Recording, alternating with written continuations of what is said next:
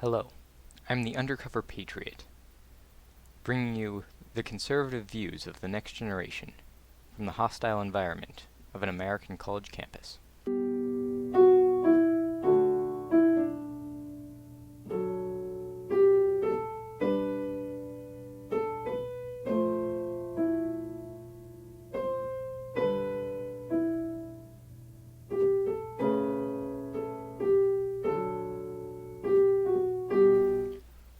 One of the biggest ideological threats that will confront my generation is the idea of mass victimization.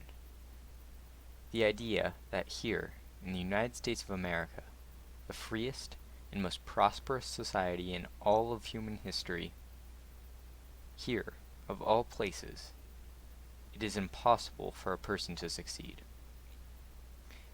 The idea that the institutions and norms of society come together to form an elite cabal which keeps the masses from succeeding. I find this idea appalling and incredibly harmful not only to the society, but to any fool who is unlucky enough to fall for it. First of all, any notion which requires a free citizenry to consider itself as the masses is sure to run into the same problems that this one does, which is why Americans have always mandated that we be viewed as individuals, not as collectives. And while there can be no doubt that even here in the United States there have been oppressed people in our history, this has always been the result of improperly lumping people into groups instead of viewing them on their individual merits. Today, we do not face the systematic oppression of the past, but rather the supposed specter of it. We are told that based on discrepancies in outcome, we must assume that the old oppression still exists and is presumably hiding out somewhere, gone underground. To measure equality of opportunity by metrics of equality of outcome is fallacious in the extreme.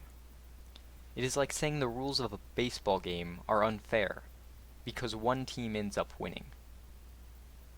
I propose a different standard. If you cannot point directly to a person or policy that has disadvantaged you by no fault of your own, then you are not a victim. People are eager to claim that they are victims, though, which makes this analysis difficult. May seem counterintuitive at first. Why would people want to be victims? Surely people do not want to go through the hardship required for the process of victimization.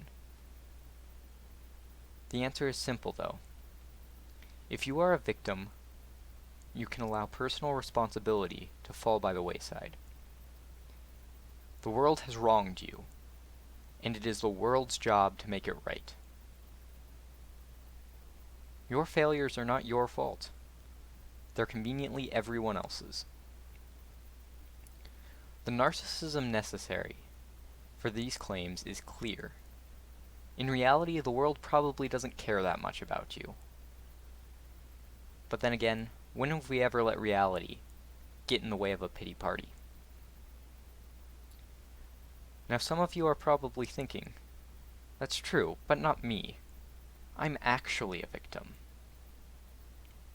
And you're probably right. You have undoubtedly been subject to unfair decisions and unfortunate happenings in your life. But dwelling on that fact simply will not do. You have to play the hand you're dealt. And here's how you do it. First, don't victimize yourself. If you let your victimization define you, you might as well call it quits now. If you set up the narrative that it's you against the world, I guarantee you will lose that battle. Instead, use it as motivation Go forward with a chip on your shoulder and prove all of the individuals who doubted you wrong. Anyone can succeed in America. It's up to you to prove it. Next, take a long look in the mirror and consider that you might actually be the problem. It might just be possible that your failures are your fault. And this isn't as bad as it seems. There are two types of problems you will face in life: those that you can fix, and those that are out of your control. The good news is if you are the problem, you can fix it. The answer to victimization is personal responsibility. You have to make your own decisions and endure their effects. You must live your own life. After all, no one else will do it for you. Before you blame others, remember, stupidity has consequences. Thank you, and God bless America.